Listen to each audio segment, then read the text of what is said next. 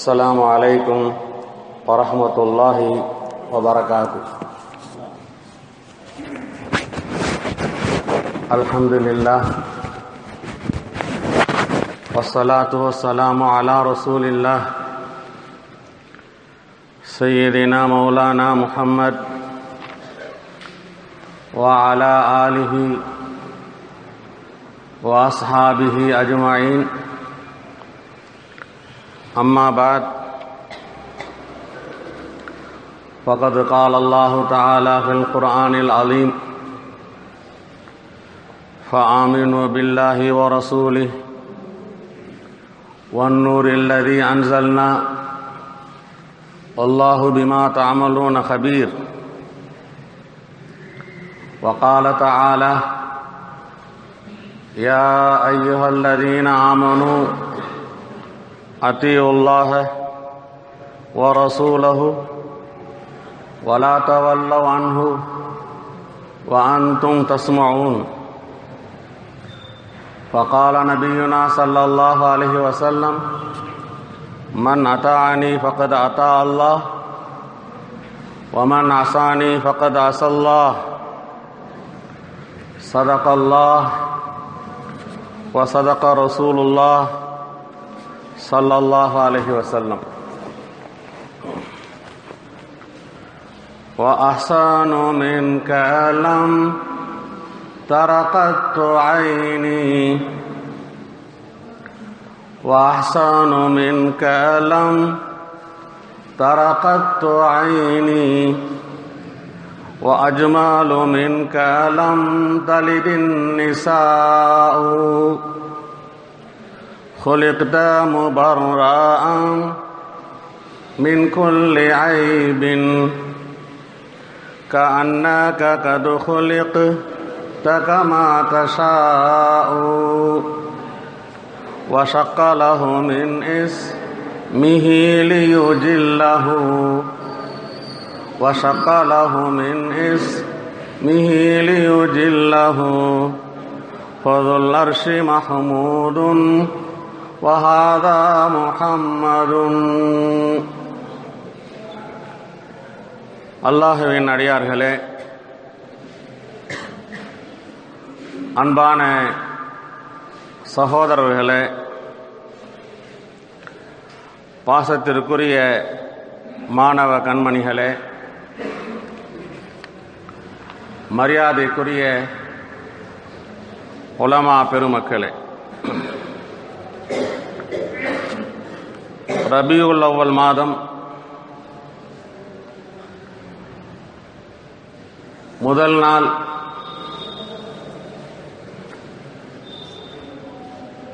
ரசூலுல்லாஹ் ஸல்லல்லாஹு அலைஹி வஸல்லம் அவர்கள் பிறந்த மாதம். ஹாத்தமுன் நபியின் பிறந்த மாதம். சாதிகுல் அமீன் பிறந்த மாதம். ரபியுல் அவ்வல் பிறந்து விட்டாலே உலகில் உண்டான முஸ்லிம்கள் எல்லாம் குதூகலமாக சந்தோஷமாக அந்த மாதத்தை வரவேற்க தயாராக ஆகிவிட்டார்கள். நபியினுடைய புகழை பாடி உணவுகள் தயாரித்து அவர்களும் உண்டு உறவினர்களுக்கும் கொடுத்து ஏழை எளியவர்களுக்கும் பகிர்ந்துண்டு தங்களுடைய சந்தோஷத்தை வெளிப்படுத்தக்கூடிய காட்சியை அகில உலகம் பூராவும் பரவலாக நாம் காண்பிக்கிறோம். அன்பானவர்களே, இந்த ரபியுல் அவ்வலின் மீது நமக்கு ஏன் பிரியம் ஏற்பட்டது? 12 மாதங்கள், எத்தனையோ மாதங்கள் வந்து போய் கொண்டிருக்கின்றன. ரபியுல் அவ்வல்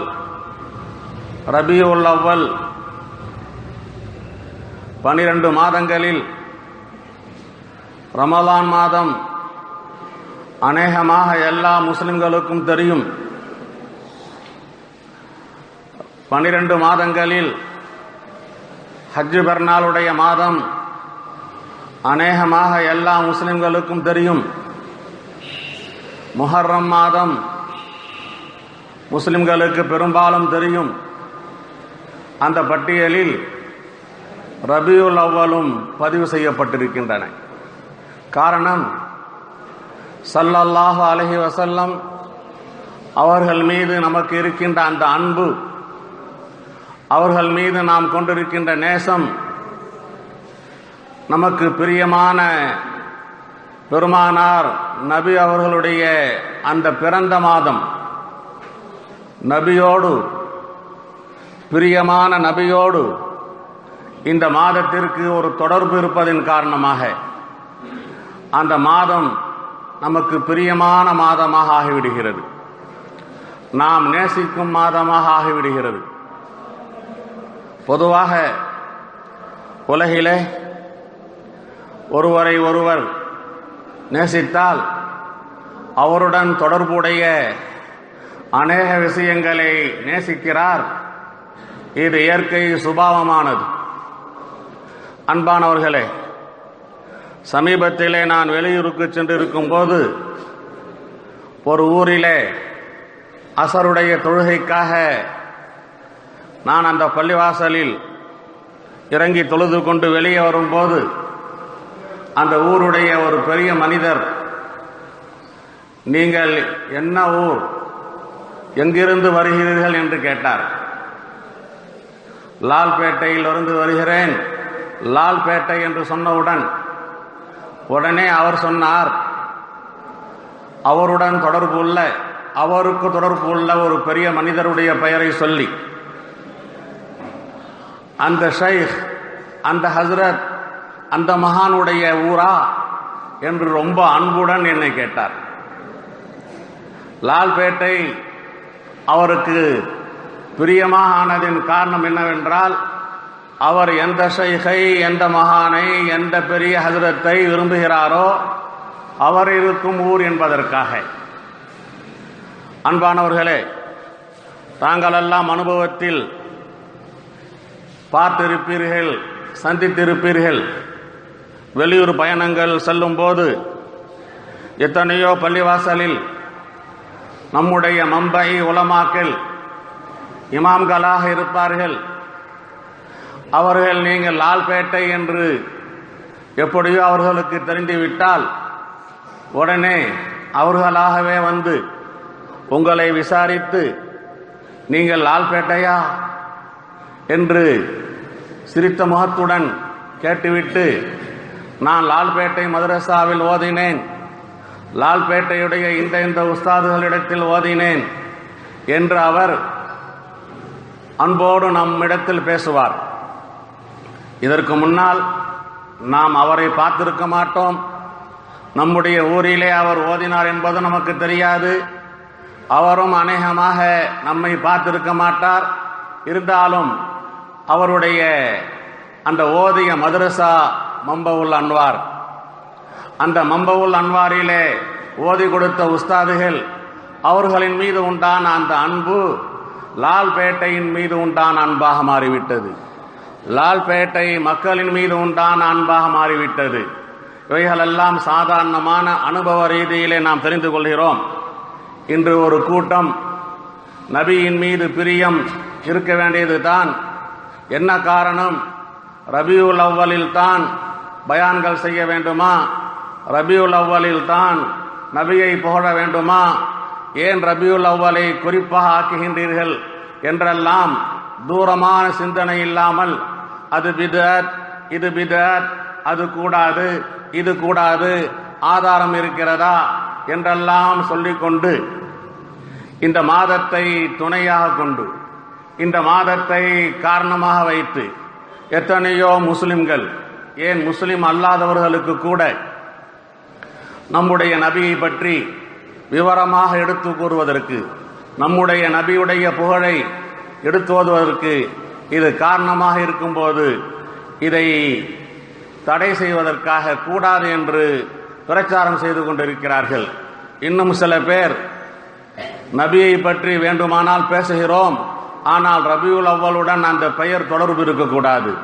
நபியை பற்றி வேண்டுமானால் பேசுகிறோம், மீலாத் என்ற அந்த பெயர் இருக்கக்கூடாது என்று அந்த மாதத்தின் மீது ஒரு வெறுப்பு, அந்த மீலாத் என்ற அந்த சொல்லின் மீது ஒரு வெறுப்பு, இவைகளெல்லாம் மேம்போக்காக தூரமான ஆழமான சிந்தனை இல்லாததின் காரணமாக சொல்லப்படுகின்ற விஷயமாக இருக்கிறது. எனவே நாம் ரபியுல் அவ்வலை விரும்புகிறோம் என்றால் நபியின் மீது உண்டான அந்த விருப்பம் இருக்கிறதே, அன்பு இருக்கிறதே, நேசம் இருக்கிறதே, அந்த நபிக்கு அந்த ரபியுல் அவ்வளுடன் தொடர்பு இருப்பதின் காரணமாக. அன்பானவர்களே, நபி அவர்கள் திங்கள் கிழமையும் வியாழக்கிழமையும் நோன்பு நோற்பார்கள். சஹாபாக்களில் ஒருவர் கேட்கிறார், திங்கள் கிழமை வியாழக்கிழமை ஏன் நோன்பு நோக்கிறீர்கள்? குறிப்பாக கேட்டார், திங்கள் கிழமை ஏன் நோன்பு நோக்கிறீர்கள் என்று. சொன்னார்கள், நான் திங்கள் கிழமை பிறந்தேன், திங்கள் கிழமை அது மட்டுமல்ல என்னை நபியா ஆக்கப்பட்டது, திங்கள் கிழமை தான் எனக்கு முதல் வஹி வந்தது என்று பெருமானார் ஸல்லல்லாஹு அலைஹி வஸல்லம் 3 விதமான காரணங்களை சொல்லி பிறந்த அந்த நாளையும் காரணமாக சொல்லியிருக்கிறார்கள்.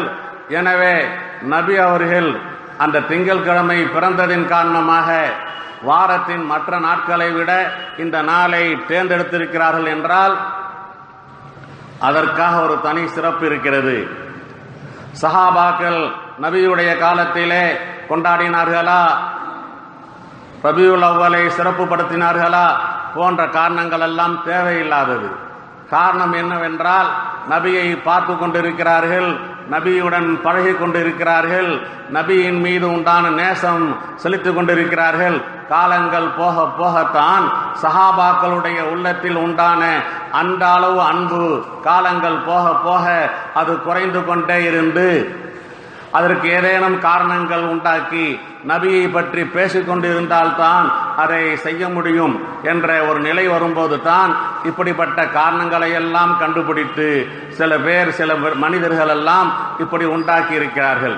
அன்பானவர்களே, ரபியுல் அவ்வல் கொண்டாடுவது, ரபியுல் அவ்வலிலே மௌலித் ஓதுவது, ரபியுல் அவ்வலிலே சீருணை சோறாக்குவது நாம் வாஜிப் என்று சொல்லவில்லை, ஃபரல் என்று சொல்லவில்லை, சுன்னத் என்று சொல்லவில்லை, முஸ்தஹப் என்று கூட சொல்ல மாட்டோம்.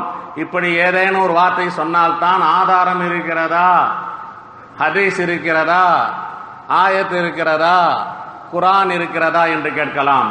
எப்போது நபியை புகழ்வது கூடும், அதற்கு காலம் இல்லை, அதற்கு நேரம் இல்லை.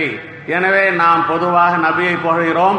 அதே நேரத்தில் ரபியுல் அவ்வலுக்கு நபி பிறந்ததுடன் ஒரு தொடர்பு இருப்பதின் காரணமாக அந்த ரபியுல் அவ்வலை மையமாக வைத்து அதிகமாக நபியை பற்றி பிரச்சாரம் செய்கிறோம், நபியுடைய தாவத்தை எடுத்து கூறுகிறோம், நபியுடைய அகலாக்கை எடுத்து கூறுகிறோம் என்பது தான் இதற்கு சரியான பதிலாக இருக்கிறது. அன்பானவர்களே, பெருமானார் ஸல்லல்லாஹு அலைஹி வஸல்லம் அவர்கள் இந்த உம்மத்தின் மீது அவர்கள் செய்திருக்கின்ற உபகாரங்கள், அவர்கள் வழியாக அல்லாஹ் கொடுத்த நியமத்துகள், அந்த நபியின் காரணமாக இந்த உம்மத் பெற்ற சிறப்புகள், அவைகளெல்லாம் கொஞ்சம் நஞ்சமல்ல. அதிகமாக நாம் சமுதாயம் என்ற ரீதியில், உம்மத் என்ற ரீதியில் நாம் கடமைப்பட்டிருக்கிறோம் நபியின் மீது. இந்த உம்மத்தின் மீது நபி அவர்களுக்கு செய்ய வேண்டிய பல கடமைகள் இருக்கிறது. ஒன்று, அல் ஈமானு சாதிக் பிர் ரசூல், உஜூபு தாஅத்திர் ரசூல், இத்திபாஉன் நபி, முஹப்பத்துன் நபி, இஹ்திராம் வ தவ்கீருன் நபி, அஸ்ஸலாத்து அலன் நபி, இன்சாலுன் நபி மகானதஹு பிலா குலூபின் வலா தக்சீரின். நபியை ஈமான் கொள்வது கடமை, நபி அவர்களுக்கு கீழ்ப்பணிவது கடமை, நபியை 100க்கு 100 பின்பற்றுவது கடமை, நபியை நேசிப்பது கடமை, நபியை கண்ணியப்படுத்துவது கடமை, நபி அவர்களின் மீது ஸலவாத்து சொல்வது கடமை, நபி அவர்களுக்கு வரம்பு மீறாமல் அதே நேரத்தில் தரம் தாழ்த்தாமல் நபியை அவர்களுக்கு கொடுக்க வேண்டிய அந்தஸ்தை கொடுப்பது கடமை. இப்படியாக உம்மத் என்ற ரீதியில் நம் மீது பல கடமைகள் உண்டாகி இருக்கின்றன. அந்த கடமைகளில் இன்ஷா அல்லாஹ் முடிந்த அளவுக்கு சில கடமைகளை தங்களிடத்தில் எடுத்து பேசலாம் என்று நினைக்கிறேன். அல் ஈமானு சாதிக் பி, நபி அவர்களின் மீது உண்மையான ஈமான் கொள்ள வேண்டும். அல்லாஹ் சொல்லுவான், ஃபஆமினு பில்லாஹ், அல்லாஹுவை கொண்டு ஈமான் கொள்ளுங்கள், வ ரசூலிஹி, அல்லாஹுடைய தூதரை கொண்டு ஈமான் கொள்ளுங்கள், வன் நூரில்லதி அன்சல்னா, நாம் இறக்கி அருளிய குர்ஆனை கொண்டு ஈமான் கொள்ளுங்கள் என்று. அல்லாஹ், ரசூலுல்லாஹ், கிதாபுல்லாஹ், இந்த மூன்று தான். அல்லாஹ் தன்னுடைய செய்திகளை ரசூலுல்லாஹுவை கொண்டு குர்ஆனின் பிரகாரம் நம்முடைய வாழ்க்கையை வாழச் செய்திருக்கிறான். நபியை கொண்டு ஈமான் கொள்ளுதல் என்றால் நபியுடைய நுபுவத்தை தஸ்தீக் செய்வது, நபியை மனதார ஏற்றுக்கொள்வது. தஸ்தீகுன் பில் கல்ப், நாவினால் மொழிவது. எதை மனப்பூர்வமாக ஏற்றுக்கொண்டோமோ அதை நாவினால் மொழிய வேண்டும். அஷ்ஹது அன்ன முஹம்மதன் அப்துஹு வ ரசூலுஹு என்று. அதற்கு பின்னால் உறுப்புகளில் அதனுடைய செயல்பாடுகளை கொண்டு வர வேண்டும். இவைகளெல்லாம் நாவினால் மொழிவது, இதயத்தால் ஏற்றுக்கொள்வது, உறுப்புகளை கொண்டு அமல் செய்வது, இந்த மூன்றும் ஒன்று சேரும்போது தான் முழுமையான ஈமானாக, நிறைவான ஈமானாக. அன்பானவர்களே, நம்முடைய நபி அவர்கள் நமக்கு மட்டும் நபி அல்ல, மனித இனத்திற்கு, மனித இனம் அனைத்திற்கும், முஸ்லிம்களுக்கும் அவர்கள்தான் நபி, அவர்களை ஏற்றுக்கொள்ளாத காபிர்களுக்கும் அவர்கள்தான் நபி. அதை போன்று ஜின்கள் என்று ஒரு இனம் இருக்கிறது, அந்த ஜின்களுக்கும் அவர்கள்தான் நபி. மனித இனத்திற்கு மட்டும் நபி அல்ல. இவைகளெல்லாம் ஈமானில் ஈமான் கொள்ள வேண்டிய விஷயம். எங்களுடைய நபி, நாங்கள் ஈமான் கொண்டிருக்கின்ற நபி மனிதருக்கு மட்டுமல்ல ஜின்களுக்கும் என்று. ஜின்களை நாம் பார்க்க முடியாது, ஆனால் அந்த ஜின்கள் நம்மை பார்ப்பார்கள். அவர்கள் விரும்புகின்ற முறையில் எந்த தோற்றம் வேண்டுமானாலும் அவர்கள் எடுத்து வரலாம். நம்மை போன்று மனித தோற்றம் எடுத்து நம்முடைய பக்கத்திலேயே கூட ஒரு ஜின் வந்து அமரலாம், அல்லது ஒரு ஆடு, மாடு, குதிரை போன்ற உயிரினங்களுடைய தோற்றம் எடுத்து கூட வரலாம். அப்படிப்பட்ட சக்தியை அல்லாஹு ஜல்ல ஷானு வ தஆலா கொடுத்திருக்கிறான். எப்படி நாம் மனிதர்கள் வாழ்ந்து கொண்டிருக்கிறோமோ அதை போன்று ஜின்களும் இப்பொழுதும் வாழ்ந்து கொண்டிருக்கிறார்கள். நம்முடைய நபி ஹாத்தமுன் நபி, நமக்கு மட்டும் நபி அல்ல, ஜின் இனத்திற்கும் நபியாக இருக்கிறார்கள். நபி அவர்கள் சென்ற காலத்தில் எதுவெல்லாம் நிகழ்ந்தது என்று சொன்னார்களோ அவைகளெல்லாம் உண்மை. வருங்காலத்தில் எதுவெல்லாம் நிகழும் என்று சொன்னார்களோ அவைகளெல்லாம் உண்மை.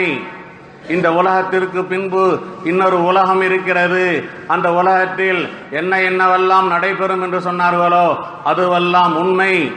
நாம் அடக்கம் செய்ததற்கு பின்னால் நம்முடைய கபூரிலே வானவர்கள் வருவார்கள், கேள்வி கேட்பார்கள், நமக்கு உயிர் கொடுக்கப்படும், நாம் விசாரணையில் வெற்றி பெறுவோம் அல்லது தோல்வி அடைவோம் என்பன போன்ற விஷயங்களை சொல்லியிருக்கிறார்களே, அதுவும் உண்மை. சொர்க்கம் இருக்கிறது, நரகம் இருக்கிறது என்று சொல்லியிருக்கிறார்களே, அதுவும் உண்மை. இப்படியாக நபி அவர்கள் என்ன சொன்னாலும் சரி, அது நமக்கு புரிந்தாலும் சரி, புரியாவிட்டாலும் சரி, நாம் விளங்கினாலும் சரி, விளங்காவிட்டாலும் சரி, அத்தனையும் உண்மை, அத்தனையும் உண்மை என்று ஈமான் கொள்வதுதான் முதல் கடமையாக இருக்கிறது. அன்பானவர்களே, நபியை நபியாக ஏற்றுக்கொண்டிருக்கிறோம், சந்தேகமே இல்லை. எல்லா முஸ்லிம்களும் அப்படித்தான்.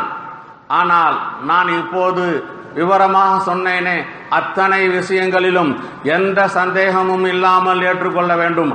அதுதான் ஈமானுடைய முழுமை. அந்த ஈமான் ஒவ்வொரு முஸ்லிமின் மீதும் கடமையாக இருக்கிறது. காஃபிராக இருப்பவர்களின் மீது இந்த ஈமானை ஏற்றுக்கொள்வது கடமையாக இருக்கிறது. அடுத்த கடமை உஜூபு தாஅத்தின் நபி, நபி அவர்களுக்கு கீழ்ப்பணிவது கடமை. நபி அவர்களுக்கு கீழ்ப்பணிவது கடமை. யா அய்யுஹல்லதீன ஆமனு, ஈமான் கொண்ட விசுவாசிகளே, அத்தியுல்லாஹ், அல்லாஹ்வுக்கு கீழ்ப்பணியுங்கள்.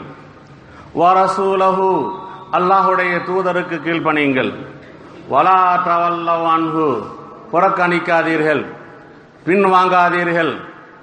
வான்தும் தஸ்மஊன், என்னுடைய தூதர் சொல்லுகின்ற பயான்களை எல்லாம் நீங்கள் செவியிற்று அதற்கு பின்னாலும் அவர் ஏதோ சொல்கிறார், எதையோ சொல்கிறார், அவர் சொல்லுவதை சொல்லட்டும் என்று நீங்கள் புறக்கணித்து விடாதீர்கள் என்று அல்லாஹ் ஜல்ல ஷானுஹு வ தஆலா நம்முடைய நபி அவர்களுக்கு கீழ்ப்பணிவதை கடமையாக ஆக்கியிருக்கிறான். அந்த கீழ்ப்பணிவதையும் கூட மன் அதானி ஃபகத் அதா அல்லாஹ், நபி சொல்வார்கள், எனக்கு யார் கீழ்ப்பணிந்தார்களோ அவர்கள் அல்லாஹ்வுக்கு கீழ்ப்பணிந்து விட்டார்கள். ரசூலுல்லாஹுக்கு கீழ்ப்பணிவது அல்லாஹுக்கு கீழ்ப்பணிவது, அல்லாஹுக்கு கீழ்ப்பணிவது ரசூலுல்லாஹுக்கு கீழ்ப்பணிவது, இந்த இரண்டையும் பிரித்து பார்க்க முடியாது. அல்லாஹுக்கு கீழ்ப்பணியவில்லை என்றால் அவன் ரசூலுல்லாஹுக்கு கீழ்ப்பணிந்தவனாக ஆக மாட்டான். ரசூலுல்லாஹுக்கு கீழ்ப்பணியவில்லை என்றால் அல்லாஹுக்கு கீழ்ப்பணிந்தவனாக ஆக மாட்டான். வமன் அசானி ஃபகத் அஸல்லாஹ், யார் எனக்கு மாறு செய்தார்களோ, யார் என்னுடைய பேச்சை கேட்கவில்லையோ, யார் என்னுடைய வழிகாட்டுதலை ஏற்றுக்கொள்ளவில்லையோ அவர்கள் அல்லாஹ்வுக்கு மாறு செய்து விட்டார்கள், அல்லாஹுவை புறக்கணித்து விட்டார்கள் என்று பெருமானார் ஸல்லல்லாஹு அலைஹி வஸல்லம் அவர்கள் தங்களுக்கு கீழ்ப்பணிவதை இந்த உம்மத்தின் மீது கடமையாக ஆக்கியிருக்கிறார்கள். ஒரு தடவை சொன்னார்கள், குல்லு உம்மதி யதுகுலூனல் ஜன்னா, என்னுடைய உம்மத் அத்தனை பேரும், என்னுடைய சமுதாயம் அத்தனை பேரும் சொர்க்கலோகத்திற்கு சென்று விடுவார்கள் என்றார்கள். இல்லாமன் அபா, யார் மறுத்தார்களோ அவர்களை தவிர. எல்லோரும் சொர்க்கலோகத்திற்கு செல்வார்கள், யாரும் செல்லாமல் இருக்க மாட்டார்கள். இல்லாமன் அபா, யார் மறுத்தார்களோ அவர்களை தவிர. சஹாபாக்களுக்கும் புரியவில்லை, சொர்க்கலோகத்திற்கு செல்வதற்கு யாராவது மறுப்பார்களா? சொர்க்கலோகத்திற்கு செல்வதற்கு யார் மறுப்பார்கள்? மன் யா பா யா ரசூலல்லாஹ் என்று கேட்டார்கள். கால மன் அதானி தஹலல் ஜன்னா வமன் அசானி ஃபகத் அபா, யார் எனக்கு கீழ்ப்பணிந்தார்களோ சொர்க்கலோகத்திற்கு செல்வார்கள், யார் எனக்கு மாறு செய்தார்களோ அவர்கள் சொர்க்கலோகத்திற்கு போக மறுத்து விட்டார்கள். சொர்க்கலோகத்திற்கு போக மாட்டேன் என்று தெளிவாக பச்சையாக சொல்ல மாட்டார்கள். என்னுடைய வழிகாட்டுதலை ஏற்றுக்கொள்ளவில்லை என்றால், அல்லாஹுடைய தூதர் என்ற முறையில் நான் சொல்லக்கூடியதை மறுத்துவிட்டால் அதற்கு என்ன பொருள் என்றால், நான் சொர்க்கம் எனக்கு தேவையில்லை, சொர்க்கலோகத்திற்கு நான் போக மாட்டேன் என்று மறுத்ததற்கு ஒப்பு என்று பெருமானார் விளக்கங்கள் கொடுத்தார்கள். எனவே அல்லாஹுடைய தூதர் முஹம்மது ரசூலுல்லாஹுவை ஈமான் கொள்வது, அதுவும் ஹாத்தமுன் நபியீனாக ஈமான் கொள்வது, இறுதி நபியாக ஈமான் கொள்வது, நம்முடைய நபி வந்ததற்கு பின்னால் கியாமத்து நாள் வரை வேறு யாரும் நபியா அனுப்பப்பட மாட்டார்கள். வெறுமனே முஹம்மது ஸல்லல்லாஹு அலைஹி வஸல்லம் அல்லாஹுடைய தூதர் என்று ஈமான் கொண்டால் பத்தாது. மாறாக அவர்கள் இறுதி தூதர், அவர்கள் கடைசி தூதர், அவர்களுக்கு பின்னால் யாரும் தூதர் இல்லை என்ற அந்த அடிப்படையை ஏற்றுக்கொண்டு இன்று சில கூட்டங்கள் இருக்கின்றன, முஹம்மது ரசூலுல்லாஹுவை ஏற்றுக்கொண்டிருக்கிறார்கள். அதே நேரத்திலே அதற்கு பின்னால் சில பல பொய்யான பேர் வழிகள், நான் அல்லாஹுடைய நபி என்று சொல்லிக்கொண்டு மிர்சா குலாம் போன்ற நபர்களை ஏற்றுக்கொண்ட ஒரு கூட்டமும் இருந்து கொண்டிருக்கிறது. அவர்களெல்லாம் முஸ்லிம்கள் அல்ல. ஏனென்றால் ரசூலுல்லாஹுவை ரசூலுல்லாஹுவாக ஏற்றுக்கொள்ள வேண்டும். அதற்கு பின்னால் யாரும் நபி இல்லை, யார் நபி என்று சொன்னாலும் அவர்களெல்லாம் பொய்யர்கள் என்று பெருமானார் ஸல்லல்லாஹு அலைஹி வஸல்லம் சொல்லியிருக்கிறார்கள். எனவே இந்த விஷயத்தில் நம்மை பொறுத்தவரை இந்த விஷயம் புதியதாக இருக்கலாம். ஆனால் பரவலாக சில ஊர்களிலே நபி அவர்களுக்கு பின்னால் சில நபர்களுடைய பெயர்களை சொல்லி அவர் நபி, நாங்கள் மறுக்கவில்லை, முஹம்மது ரசூலுல்லாஹ் தான், அதே நேரத்தில் அவர்களுக்கு பின்னால் இறுதி தூதர் இல்லை என்று சொல்கின்றீர்களே, ஏற்க முடியாது. அல்லாஹ் அதை ஸ்டாப் செய்யவில்லை. உலகத்திலே அப்போது தன்னுடைய புறத்தில் இருந்து சில நபிகளை அனுப்பி கொண்டிருக்கிறான் என்ற ஒரு கூட்டம் இருந்து கொண்டிருக்கிறது. அவர்களெல்லாம் முஸ்லிம்கள் அல்ல. மூன்றாவது கடமை, பெருமானார் ஸல்லல்லாஹு அலைஹி வஸல்லம் அவர்கள் மீது முஹப்பத் வைப்பது, அவர்களை பிரியப்படுவது, அவர்களை நேசம் கொள்வது. எந்த அளவுக்கு என்றால், லா யூமினு அஹதுக்கும் ஹத்தா அகூன அஹப்ப இலை மின் வாலிதிஹி வ வலதிஹி வன்னாஸி அஜ்மஈன். உங்களை பெற்றெடுத்த பெற்றோர்கள், நீங்கள் பெற்ற பிள்ளைகள், மனிதர்களில் உங்களுக்கு பிரியமான டியர் ஃப்ரெண்டாக இருந்தாலும், வேறு ரொம்ப நெருங்கிய உறவினர்களாக இருந்தாலும், அல்லது கோடான கோடி ரூபாய் உதவி செய்த உதவியாளராக இருந்தாலும், அவர்கள் எல்லோரையும் விட என் மீது நீங்கள் நேசம் கொள்ளாத வரை நீங்கள் மூமின்களாக ஆகவே முடியாது என்று பெருமானார் கூறியிருக்கிறார்கள். எனவே ஈமான் அது முழுமை பெற வேண்டும் என்றால், ஈமான் அது ஈமானாக கணிக்கப்பட வேண்டும் என்றால், உலகத்தில் உண்டான அனைத்து விஷயங்களை விட பிரியம் ரசூலுல்லாஹின் மீது இருக்க வேண்டும். அல்லாஹ் தஆலா குல்லின் கான ஆபாவுக்கும் வ அப்னாவுக்கும் வ இஹ்வானுக்கும் வ அஸ்வாஜுக்கும் என்ற ஆயத்திலே 10 விஷயங்களை சொல்லி, இந்த 10 விஷயங்கள் உங்களுக்கு என்னை விட, என்னுடைய ரசூலை விட கூடுதலான பிரியமுடையதாக இருக்குமையானால் நீங்கள் எதிர்பார்த்து இருங்கள் அல்லாஹ்வுடைய தண்டனையை என்று அல்லாஹ் எச்சரிக்கிறான். எனவே சில நேரங்களில் பெற்றோரா ரசூலுல்லாஹுவா, மகனா ரசூலுல்லாஹுவா, அம்மாவா ரசூலுல்லாஹுவா, உறவினர்களா ரசூலுல்லாஹுவா என்ற நிலை போட்டியாக வரும்போது, அது அத்தாவாக இருந்தாலும் சரி, அம்மாவாக இருந்தாலும் சரி, அண்ணன் தம்பியாக இருந்தாலும் சரி, பிரியமான மனைவியாக இருந்தாலும் சரி, நான் பெற்ற ஒரே ஒரு பிள்ளை அவனாக இருந்தாலும் சரி, எப்போது அல்லாஹ்வுக்கு மாறு செய்ய வேண்டிய நிலை ஏற்படுமோ, அந்த பெற்றோருடைய, பிள்ளைகளுடைய, மனைவியினுடைய, உறவினர்களுடைய, மகன்களுடைய பேச்சை கேட்கும் போது மகனை துறக்க வேண்டுமே தவிர, பெற்றோரை துறக்க வேண்டுமே தவிர, மனைவியை துறக்க வேண்டுமே தவிர, உறவினர்களை துறக்க வேண்டுமே தவிர, அல்லது காசு பணங்களை துறக்க வேண்டுமே தவிர, அல்லாஹுவை தேர்ந்தெடுத்துக் கொள்ள வேண்டும், ரசூலுல்லாஹுவை தேர்ந்தெடுத்துக் கொள்ள வேண்டும். இதுதான் உண்மையான அன்பு. இஸ்லாம் அல்லாஹுவை தவிர வேறு யாரையும் நேசிக்க கூடாது என்று சொல்லவில்லை. நேசியுங்கள், ஒவ்வொன்றுக்கும் ஒரு லிமிட் இருக்கிறது, ஒரு அளவு இருக்கிறது, அந்த அளவோடு நேசியுங்கள். எப்போது வரம்பு மீறுமோ அது நாசத்திற்கு காரணமாக அமைந்துவிடும் என்று. முஹப்பத்தின் காரணமாக, ரசூலுல்லாஹின் மீது உண்டான அன்பின் காரணமாக நாம் அடைகின்ற அந்தஸ்து ரொம்ப பெரிய அந்தஸ்து. ஒரு சஹாபி கேட்கிறார், சாலன் நபி ஸல்லல்லாஹு அலைஹி வஸல்லம் ரஜுலுன் அனிஸ்ஸாஆ, கியாமத் எப்போது வரும், உலகம் எப்போது அழியும் என்று பெருமானார் ஸல்லல்லாஹு அலைஹி வஸல்லம் அவரிடம் கேட்டபோது, மா அஅதத்தலஹா கேட்டார்கள். அருமை தோழரே, கியாமத் எப்போது வரும் என்று அக்கறையுடன் கேட்கிறீரே, நீ அந்த கியாமத்திற்காக, அந்த மறு உலகிற்காக என்ன தயார் செய்து வைத்திருக்கிறாய் என்று கேட்கும்போது, கால யா ரசூலல்லாஹ் மா அதத்து லஹா கஸீர ஸலாத்தின் வலா சியாமின் வலா ஸதகா. மா அதத்து லஹா ஒரு ரிவாயத்தில் கபீர ஸலாத்தின் வலா சியாமின் வலா ஸதகா. அதிகமான தொழுகைகள் என்னிடம் இல்லை, அதிகமான நோன்புகள் என்னிடம் இல்லை, அதிகமான தான தர்மங்கள் என்னிடம் இல்லை. கடமை என்ற முறையில் 5 நேரம் தொழுதிருக்கிறேன், கடமை என்ற முறையில் ரமலானை நோற்றிருக்கிறேன், கடமை என்ற முறையில் ஜகாத் கொடுத்திருக்கிறேன், அல்லது என்னால் முடிந்து செய்திருக்கிறேன். உபரியாக, கூடுதலாக, அதிகமாக என்னிடம் வணக்க வழிபாடுகள் எல்லாம் இல்லை என்று அவர் தன்னை நாம் கியாமத்திற்காக தயாராக இல்லையே என்ற வருத்தத்துடன் அதை உண்மையாக சொல்கிறார். சொன்னார்கள் பெருமனார், ஃபஅன்த மஅ மன் அஹ்பப்த ஃபஅன்த மஅ மன் அஹ்பப்த, அப்படியா நீ யாரை விரும்புகிறாயோ, நீ யாரை நேசிக்கின்றாயோ அவர்களுடன் நீ சொர்க்கலோகத்தில் இருப்பீர் என்று.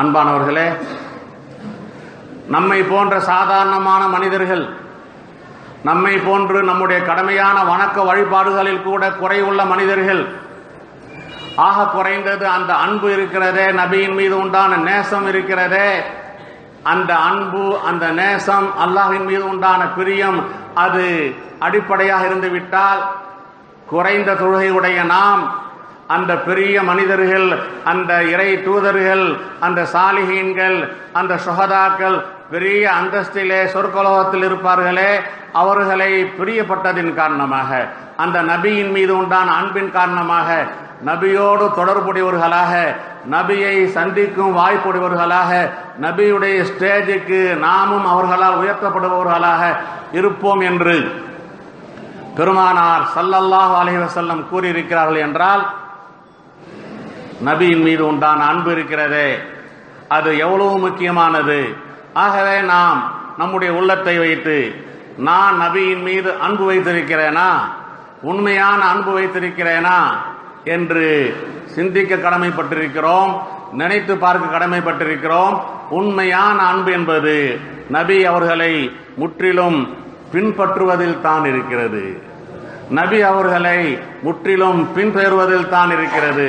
நபியுடைய பேச்சு நம்முடைய பேச்சாக, நபியுடைய வணக்க வழிபாடு முறை நம்முடைய வணக்க வழிபாடு முறையாக, நபியுடைய குணம் நம்முடைய குணமாக, நபியுடைய மன்னிக்கும் தன்மை நம்முடைய மன்னிக்கும் தன்மையாக, நபி அவருடைய சகிப்பு தன்மை நம்முடைய சகிப்பு தன்மையாக, நபி அவருடைய பொறாமைப்படாத தன்மை நம்முடைய பொறாமைப்படாத தன்மையாக, நபி அவர்களுடைய விட்டு கொடுக்கும் தன்மை நம்முடைய விட்டு கொடுக்கும் தன்மையாக, இப்படியாக 100க்கு 100 நபியை பின்பற்றும் போது தான் உண்மையான அன்புடையவர்களாக நாம் ஆகுவோம். எனவே ரபியுல் அவ்வல் வந்திருக்கிறது என்றால், அந்த ரபியுல் அவ்வலிலே நாம் இந்த பெருமானார் ஸல்லல்லாஹு அலைஹி வஸல்லம் அவர்களை பற்றிய சரித்திரங்களை, வரலாறுகளை செவியிற்று நம்முடைய ஈமானை புதுப்பிக்க கடமைப்பட்டிருக்கிறோம். ஆரம்பத்திலே நாம் ஒரு பைத்தை படித்தோம். அது நபியுடைய காலத்திலேயே சஹாபாக்களால் நபியை புகழ்ந்து பாடப்பட்டிருக்கிறது. அன்பானவர்களே, மௌலிது சபைகளிலும் நபியை புகழ்ந்து தான் அந்த கவிதைகள் இருக்கின்றன. ஹஸ்ஸான் இப்னு சாபித் அவர்கள் ஒரு பெரிய சஹாபி, அவர்கள் பெரிய ஷாயிர், அரபு நாட்டு புலவர்.